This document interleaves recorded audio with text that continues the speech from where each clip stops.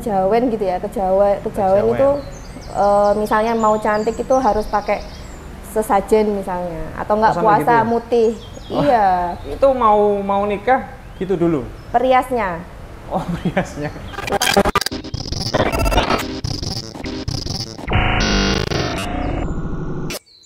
Bismillah, alhamdulillah, wassalatu wassalamu ala rasulillah wa ala alihi wa sahbihi wa man wala wala hawla wala quwwata illa billah. Ahlan ikhwah, alhamdulillah hari ini kita ada di Nuraya Salon Spa Muslimah. Dan alhamdulillah kita sedang bersama Mbak Anissa Febria selaku founder dari Nuraya Salon Spa Muslimah. Gimana kabarnya, Mbak? Alhamdulillah. Alhamdulillah. Nah, insya Allah ta'ala kita akan sharing-sharing dengan Mbak Anissa Febria terkait mungkin awalnya dulu gimana ceritanya membangun Nuraya Salon Spa Muslimah yang sekarang sudah ada berapa cabangnya? 4 cabangnya di Surabaya, ada Lamongan, Bekasi. Surabaya, Lamongan, dan Bekasi. Surabaya ada 2. Iya. Surabaya ada 2. Ini termasuk? Ini insya Allah coming soon. Coming soon. Ini cabang ke 5 insya Allah. 5 insya Allah. Insya Allah ini belum buka, jadi saya boleh masuk. Harusnya cuma khusus untuk muslimah. Nah, jadi kita insya Allah ke depan akan sharing tentang gimana ceritanya awalnya dulu Mbak Anissa ini merintis usaha ini. Kemudian mungkin nanti akan diceritakan juga sedikit step-step gimana jika ada di antara ikhwas sekalian yang berminat untuk membuka usaha yang serupa, dan juga mungkin tentang pengalaman-pengalaman bagaimana kendala-kendala yang dialami, mungkin supaya ya ikhwah yang menginginkan membuka salon spa muslimah, usaha yang serupa, supaya tidak mengalami kendala yang sama, dan juga mungkin nanti ada promo-promo atau yang semisalnya, Mbak ya.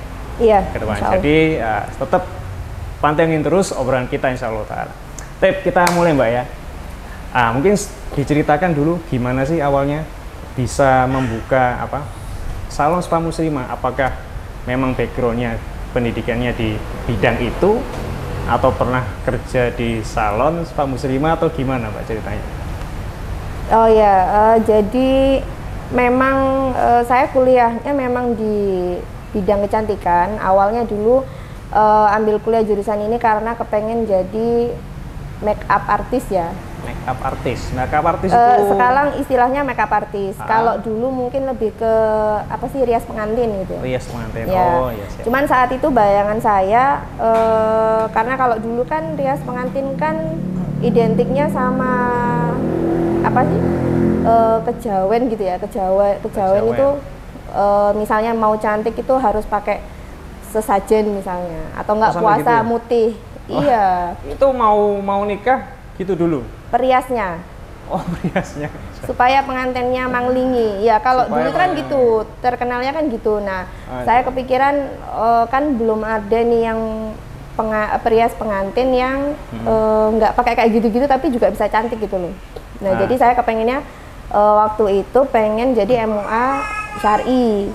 Syar'i, tidak ada melanggar syariat seperti tadi. Ya, jadi kan saya meyakini bahwa kalau kita belajar teknis secara baik, insya Allah kan harusnya bisa menjadikan orang cantik kan, nggak perlu mutih dan lain-lain gitu.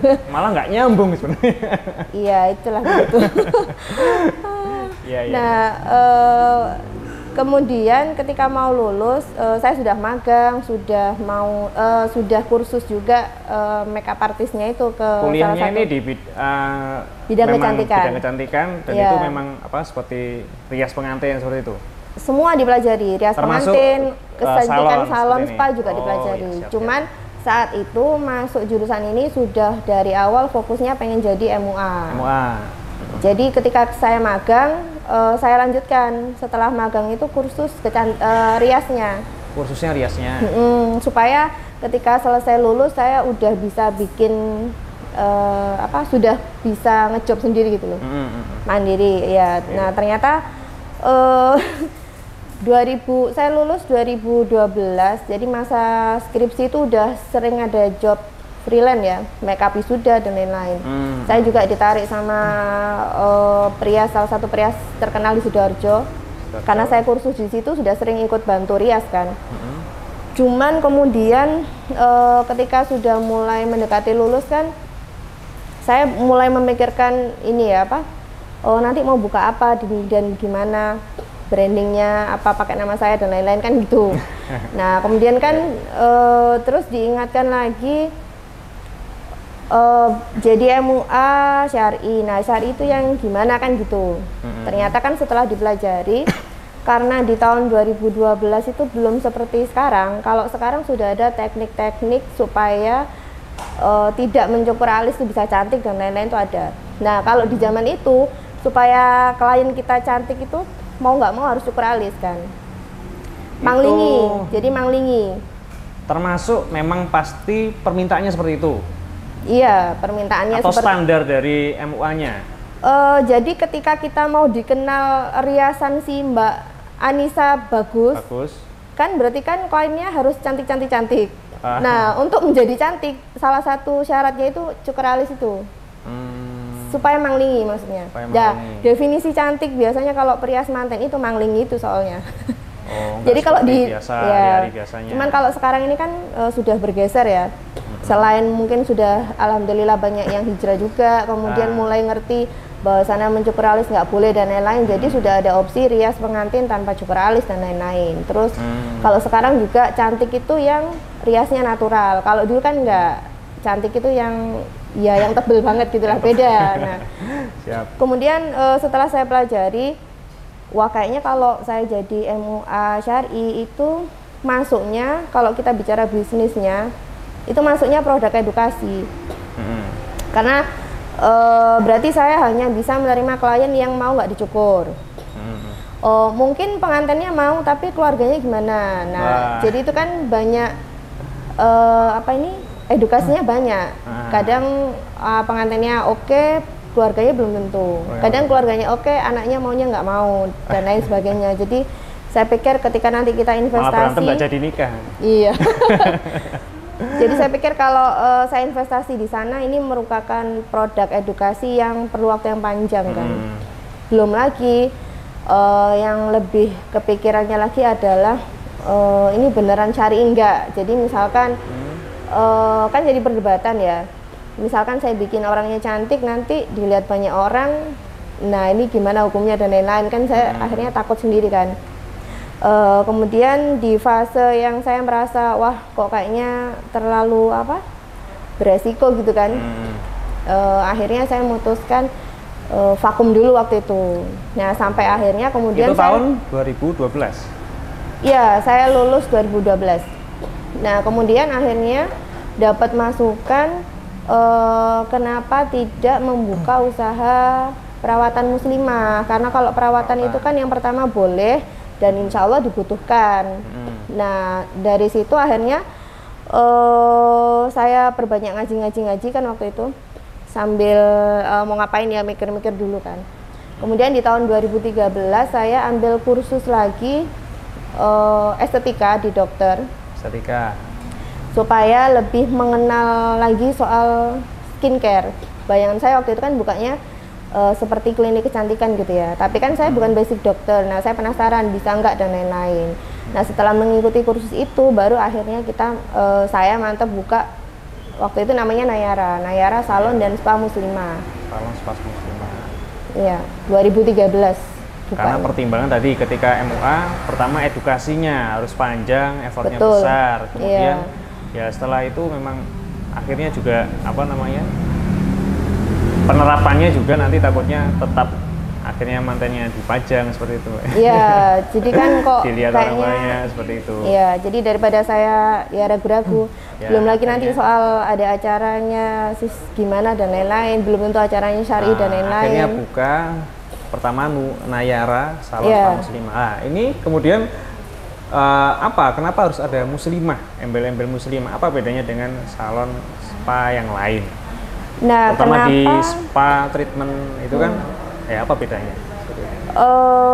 Nah itu, jadi saya kan bukanya Nayara Salon dan Spa Muslimah tahun 2013. Saat sebelum buka itu saya melakukan riset pasar dengan kompetitor yang sudah ada ya. Jadi waktu itu di Surabaya baru ada 3 salon dan spa muslimah. Nah kemudian saya kan pengen tahu bedanya apa sih dengan salon yang lain gitu kan. Ternyata setelah saya cari tahu, sebetulnya untuk mereka mungkin sekedar salon wanita. Sebetulnya. Kenapa saya berani bilang gitu? Karena yang pertama masih menerima customer non muslim, walaupun ini kan saya pernah konsultasi dengan Ustadz itu dibantu suami maksudnya. Ada perbedaan pendapat. Ada yang memang sebetulnya nggak masalah melayani non muslim, cuman kita mengambil apa ya? Ya, kehati-hatian. Iya betul, kehati-hatian. Akhirnya untuk lebih amannya kami hanya melayani muslimah aja. Selain dari segi auratnya supaya terjaga karena sesama muslimah semua, kemudian dari segi fungsi. Nah, fungsi itu maksudnya gini, kita kan dengan membuka ini kan tujuannya adalah mempermudah muslimah untuk melakukan perawatan. Nah, ketika kita mengizinkan non muslim untuk datang juga, biasanya tujuannya itu sudah beda.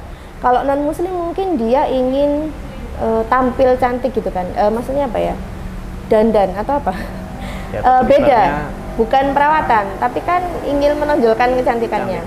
Ya, kalau maksudnya kalau saya pribadi ketika buka ini fungsinya adalah ayo kita mensosialisasikan bahwasanya kita sebagai muslimah juga wajib loh merawat diri kan gitu kan.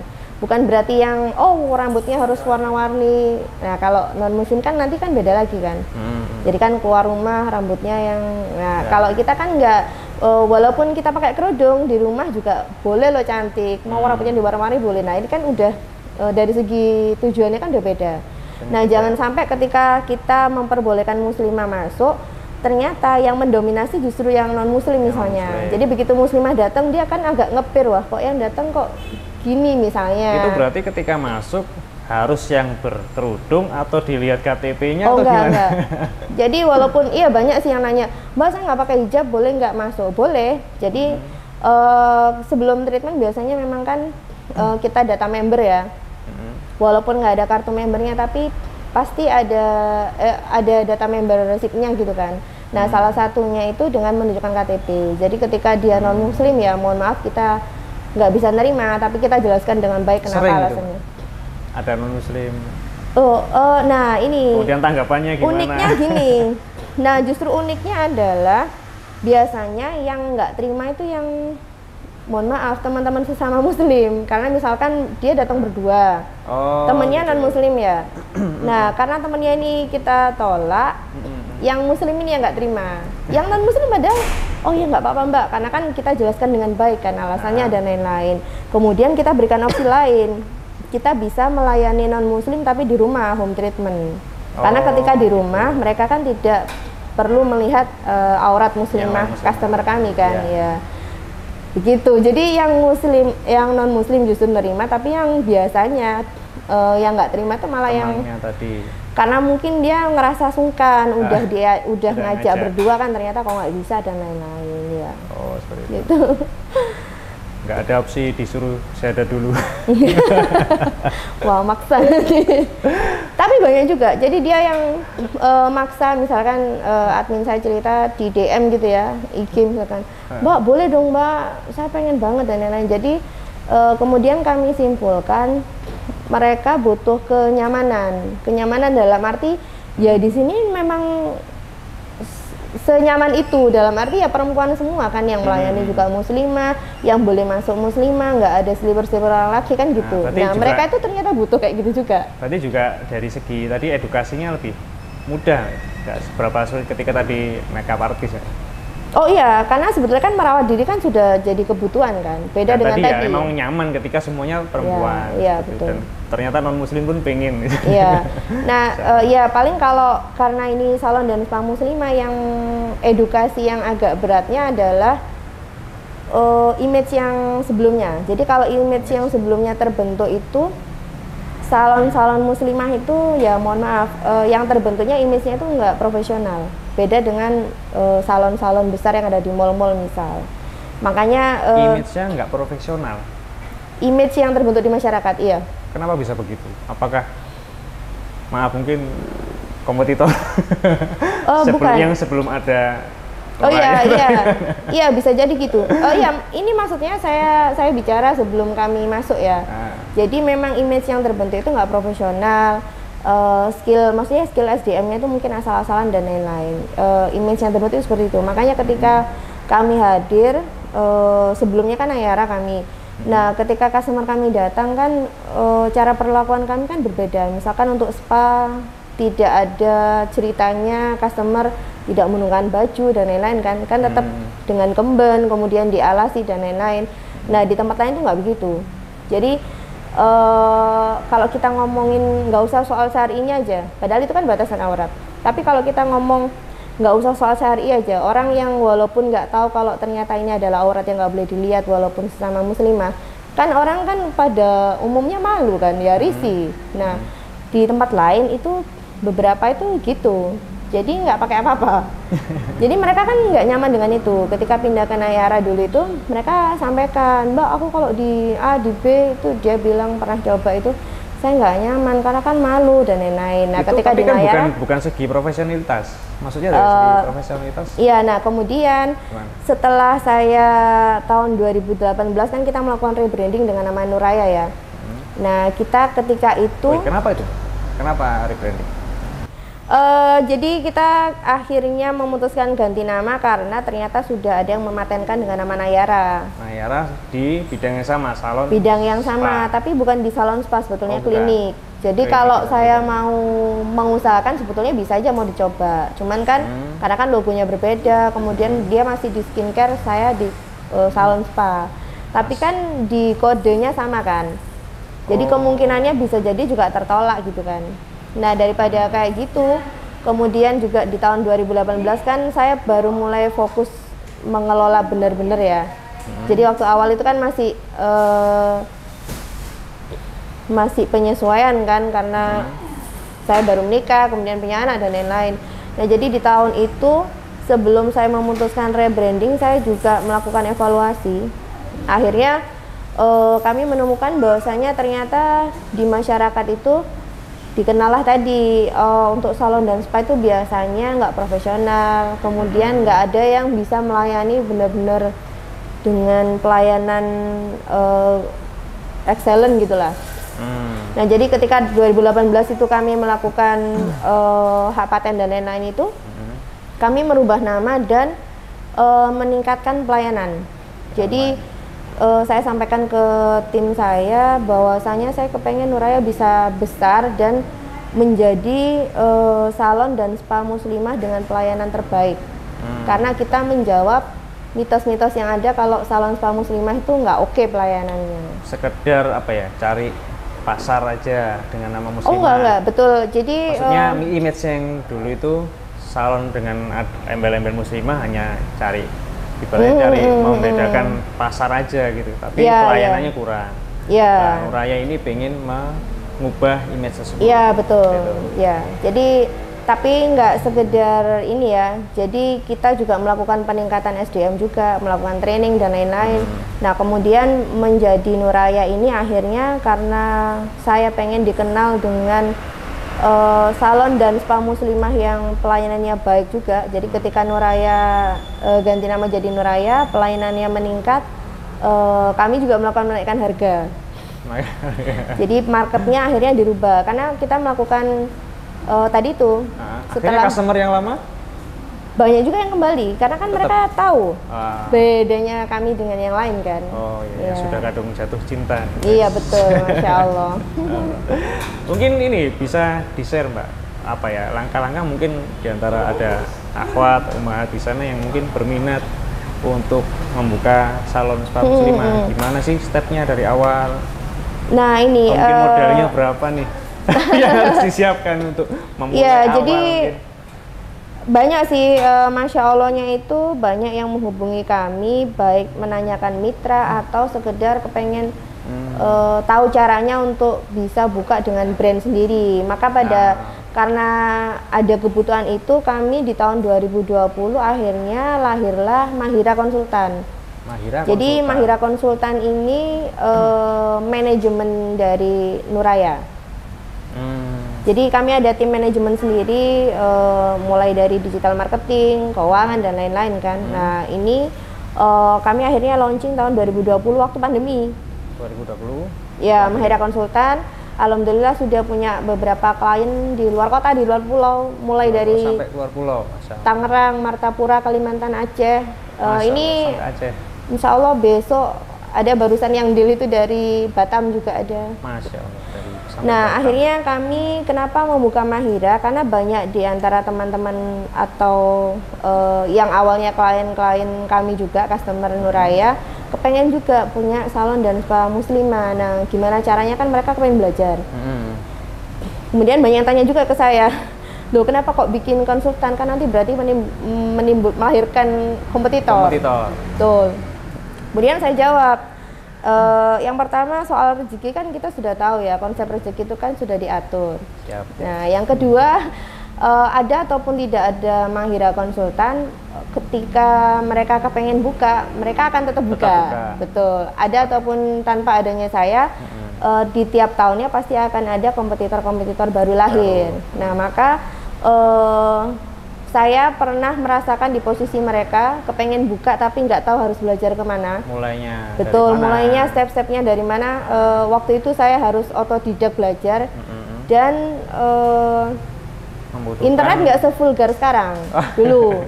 Jadi saya cari buku, ada satu buku aja yang membahas soal ini. Ternyata ketika saya beli nggak sesuai ekspektasi saya, karena di dalamnya nggak ada soal teknis bagaimana membuka step by step tuh nggak kayak gitu. Nah, kalau sekarang kan mungkin internet banyak ya, kita masih bisa browsing dan lain-lain. Tapi saya meyakini dengan pengalaman kami yang sudah akan 9 tahun ini, mengalami jatuh bangun, kemudian dan lain-lain, insya Allah mungkin sedikit sharing atau pendampingan dari kami itu akan banyak membantu lah insya Allah. Jadi kenapa harus membutuhkan jasa konsultan ini? Nah, kenapa harus ada pendampingan dari konsultan supaya tidak mengalami kerugian puluhan hingga ratusan juta.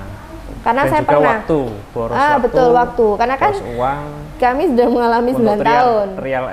Betul. Tidak perlu mengalami trial error, jadi bisa kami dampingi gitu ya. Oh, berarti pendampingannya seperti apa itu? Ada beberapa paket terus dipantau terus. Oh enggak, jadi kami fokusnya masih ke membantu membuka.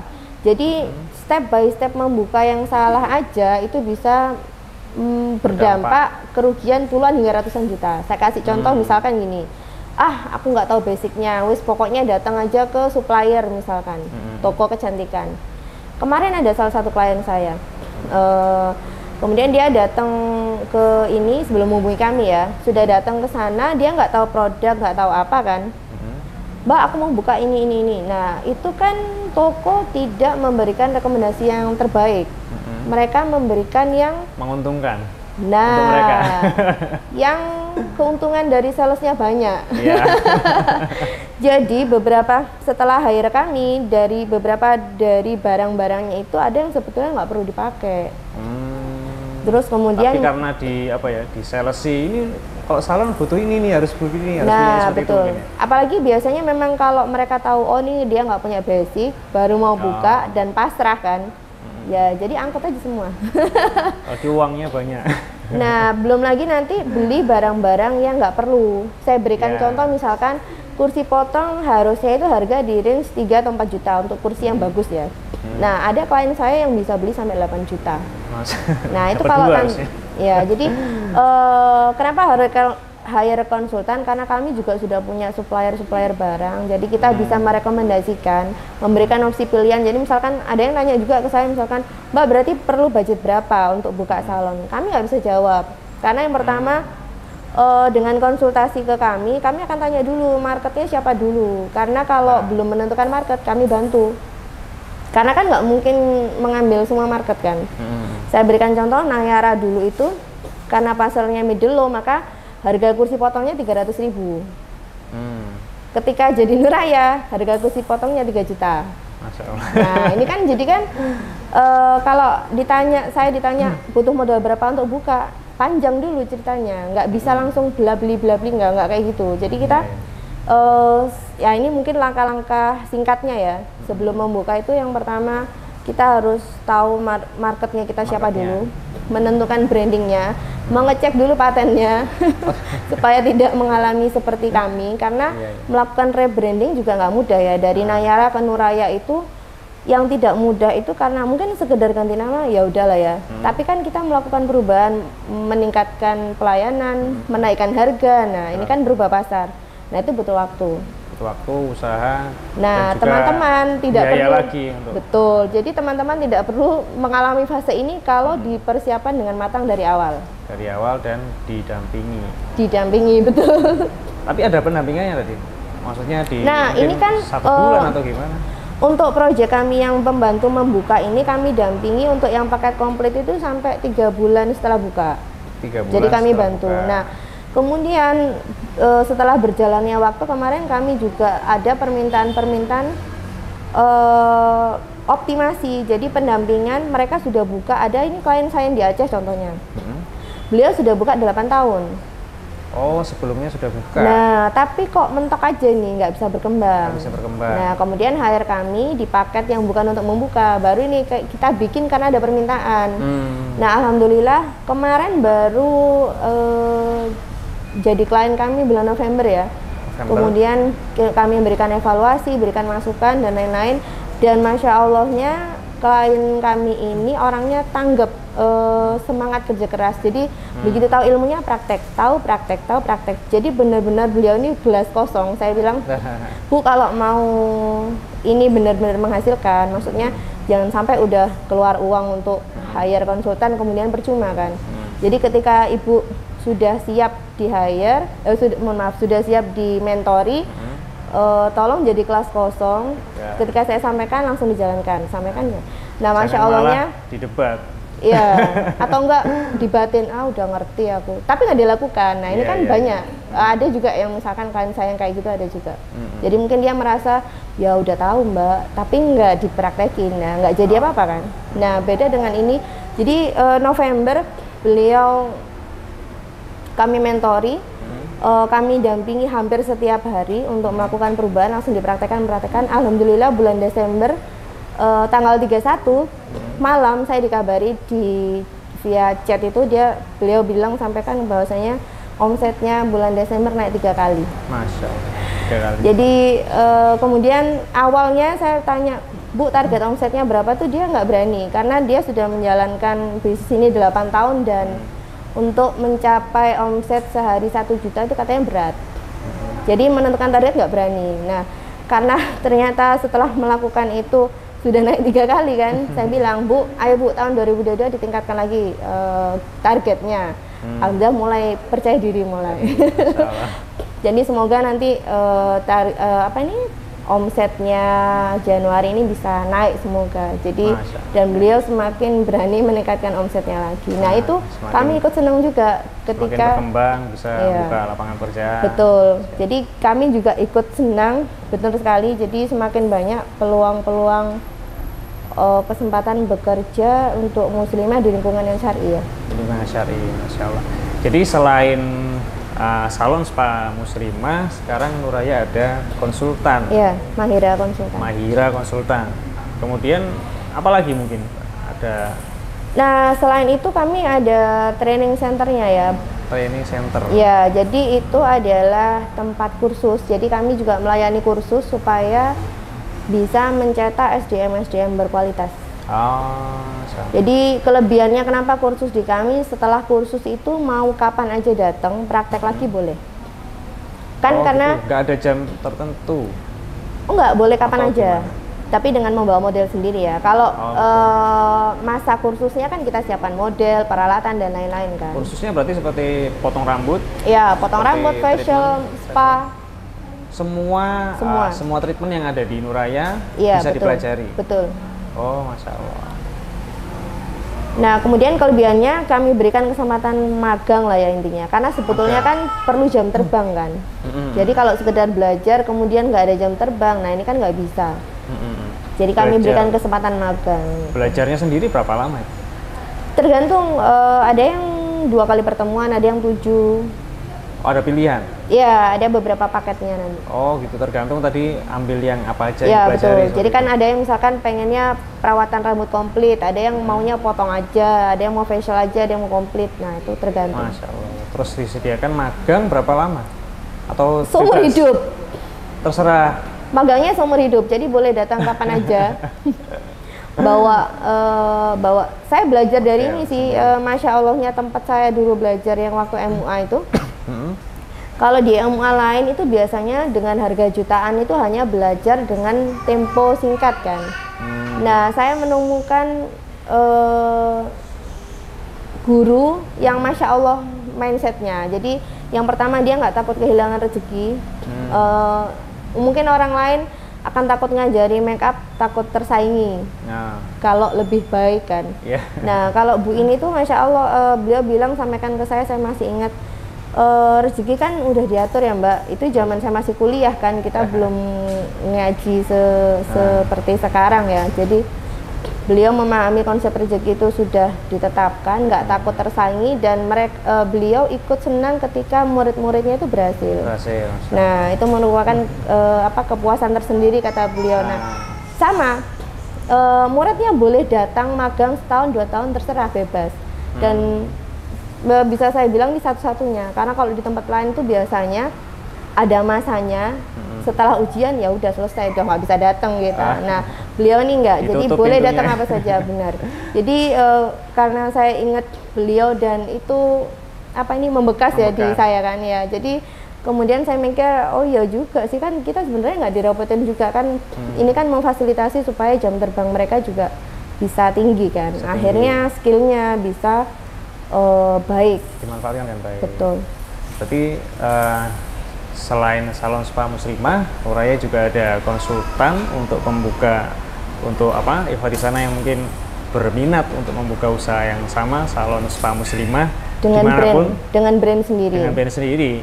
Kemudian juga untuk kursus. Berarti kursus ini juga bisa melahirkan SDM juga. Betul. Yang kemudian nanti bisa mungkin dikembangkan di Iya, bisa untuk kami bantu mencari kerja ke klien-klien kami, atau untuk mereka sendiri yang kepengen buka usaha sendiri. Pengen buka sendiri pun bisa. Kendala apa kira-kira selama ini Mbak yang mungkin pernah dihadapi, kemudian mungkin sampai pernah pengen tutup aja. Pernah. Jadi waktu zaman masih di Nayara pernah saya kepengen tutup karena yang pertama belajarnya otodidak, yang kedua ibu muda, jadi yang ngurus rumah tangga, kemudian bisnis saya nggak tahu harus belajar dari mana kan, karena kan otodidak terus kok kayaknya gini-gini aja. Nah kemudian sempet dijual. Salonnya dijual. Sudah sempat ada yang mau, customer saya sendiri sudah mau sebetulnya. Cuman kemudian suami saya bilang gini, beneran mau dijual tak? Karena kan usia salon ini sama dengan usia anak saya pertama kan. Jadi buka salon ini saya hamil muda kan waktu itu juga. Nah suami saya bilang kan ibaratnya Nayara ini kayak anak pertama. Akhirnya udah ketemuan sebetulnya waktu itu, akhirnya nggak jadi kami tutup ya. Akhirnya malah barulah itu saya mulai belajar masuk ke komunitas, belajar lagi. Jadi saya cari komunitas yang muslimah semua. Nah ini juga karena pengalaman saya cari komunitas yang khusus muslimah itu susah. Dengan kami membuat Mahira Konsultan, saya sekarang membuat komunitas bisnis salon spa muslimah. Jadi di situ kami bisa saling sharing, tanya, misalkan kayak kemarin, Mbak aku gaji segini kebanyakan nggak ya? Tapi itu juga termasuk mungkin kompetitor? Iya, kompetitor. Iya, kebanyakan sudah punya salon. Jadi kan kita ada webinar. Tidak harus yang sudah pernah konsultasi enggak. menjadi kliennya Mahira. Jadi ini peserta webinar. Jadi kan kami juga membuat Mahira Konsultan membuat webinar cara membuka bisnis. Nah ternyata yang ikut kebanyakan udah punya bisnis kecantikan. Sudah punya. Betul. Jadi terus kemudian saya sampaikan, sekarang itu sudah masanya bukan saling berkompetisi, tapi kan berkolaborasi kan. Gimana caranya? Saya pribadi saya seneng kalau semakin ada salon muslimah yang benar-benar muslimah, nggak sekedar muslimah. Namanya saja. Betul. Jadi kita mengedukasi, ayo gimana caranya menjaga auratnya customer, gimana jualan itu bisa apa ya? Bukan terus ikut-ikutan kan, bukan kayak gitu. Nah, dan itu adanya kompetitor ini juga apa ya? Memaksa kita semakin memberikan pelayanan yang bagus, dan juga apa ya, kreatif untuk dan akhirnya kita bisa saling sharing, sharing update juga, oh yang lagi terbaru ini loh, jadi saling sharing, kemudian mengajak teman-teman untuk merubah mindsetnya bahwasanya kompetitor itu saling berkompetisi, jadi nggak selalu kayak gitu sih sebetulnya. Bisa juga berkolaborasi. Betul. Masya Allah. Mungkin terakhir ini Mbak, mungkin barangkali ada yang mau dipromosikan, penawaran seperti apa, bisa dilihat di mana ya? Ya, jadi seperti ini kan cabang mau buka, biasanya nanti kita ada promo-promo opening, bisa cek di IG-nya Nuraya, @nurayamuslimah.